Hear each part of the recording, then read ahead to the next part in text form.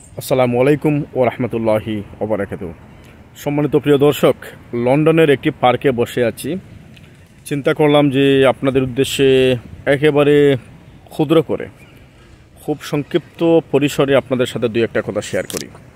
আপনারা জানেন যে বিগত দিনে লন্ডনে কিন্তু স্টুডেন্ট ভিজিটর ভিসা নিয়ে অনেকেই এসেছেন, অনেকেই বাংলাদেশ থেকে, ইন্ডিয়া থেকে, পাকিস্তান থেকে, নেপাল থেকে, শ্রীলঙ্কা থেকে প্রচুর স্টুডেন্টসরা কিন্তু বিগত দিনে বছরখানেক আগে 7 থেকে 8 মাস আগে স্টুডেন্ট ভিজিটর ভিসা নিয়ে 11 মাসের কোর্স অথবা 9 মাসের কোর্স নিয়ে তারা লন্ডনে আসতে পেরেছেন।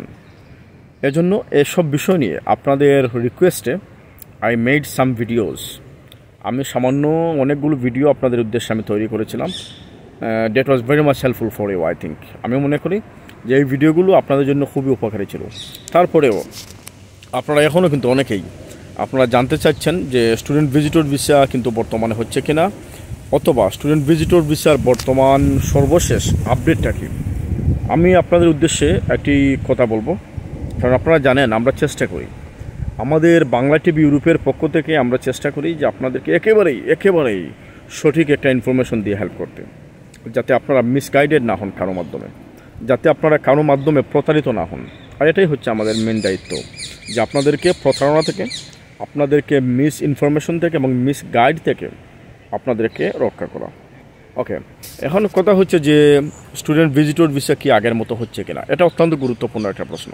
এই জন্য আমি বলতেছি আপনাদেরকে, একেবারেই আমি কনফার্ম হয়ে বলতেছি, আমি অনেক জায়গায় যোগাযোগ করেছি, যারা স্টুডেন্ট ভিসা এবং কনসালটেন্ট হিসাবে কাজ করেন তাদের সাথে আমি যোগাযোগ করেছি।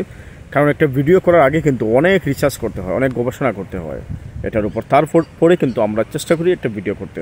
আমি অনেকের সাথে যোগাযোগ করেছি, অনেকগুলো কলেজের সাথে যোগাযোগ করেছি। যোগাযোগ করে আমি এটা জানতে পারলাম যে বর্তমানে ভিসা রেশিও একেবারেই কিন্তু কম, একেবারেই কম। 95%, শতকরা 95% ভিসা কিন্তু রিফিউজ হচ্ছে, ভিসা হচ্ছে না, আগের মতো ভিসা হচ্ছে না। সুতরাং আপনারা কোনো মনে করেন যে যারা এজেন্ট অথবা দালাল চক্র, আপনারা দালাল চক্রের খপ্পরে পড়ে কিন্তু আপনারা সব কিছু হারাবেন না।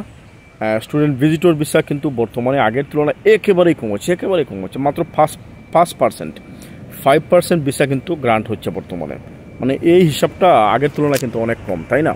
আরেকটা কথা আপনাদেরকে আমি বলতে চাই যে বিভিন্ন কারণে কিন্তু হোম অফিস আপনাদের ভিসাকে রিফিউজ করে।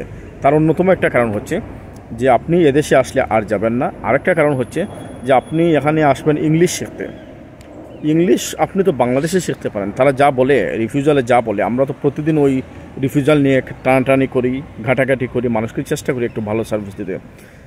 হ্যাঁ, তারা বলে যে বাংলাদেশে আপনার ইংলিশ শেখার মতো যথেষ্ট ভালো ভালো প্রতিষ্ঠান রয়েছে, বাংলাদেশে আপনি ইংলিশ শিখতে পারেন, লন্ডনে আসার কোনো দরকার নেই। তারা এরকম বলে যে বাংলাদেশে প্রতিষ্ঠান থাকা সত্ত্বেও আপনি লন্ডনে আসাটা তাদের কাছে মানে সন্দেহজনক মনে হয়, এবং আপনি এখানে আসার পরে বাংলাদেশে ব্যাক করবেন না, বাংলাদেশে ফিরে যাবেন না। ওকে, এখন কথা হচ্ছে যে তারপরেও যে আপনাদের একটা আসার কথা হচ্ছে যে মেজরিটি ভিসা রিফিউজ হচ্ছে কিন্তু নর্মাল কোনো কলেজ থেকে যদি আপনাদের কাস্ট লেটার ইস্যু হয়, যদি নর্মাল কলেজ মানে ব্যাঙ্গের ছাতার মতো কলেজ কিন্তু লন্ডনে আসে, আপনারা জানেন। যদি আপনার নামকা অবস্থায় কলেজ থেকে আপনারা আপনাদের অফার লেটার বা কাস্ট লেটার ইস্যু করেন, ভিসা 100% রিফিউজ হবে।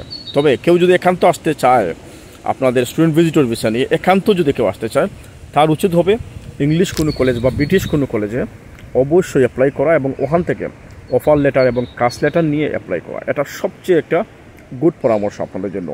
বাঙালি কোনো কলেজ, পাকিস্তানি মালিকানাধীন কলেজ, আফ্রিকান কোনো কলেজ থেকে কাস্ট বা অফার লেটার আপনারা কখনো নেবেন না, নিয়ে প্রতারিত হবেন না, এবং আপনারা ভিসা রিফিউজড মানে খাবেন না। এটা হচ্ছে আমাদের পরামর্শ আপনাদের উদ্দেশ্যে।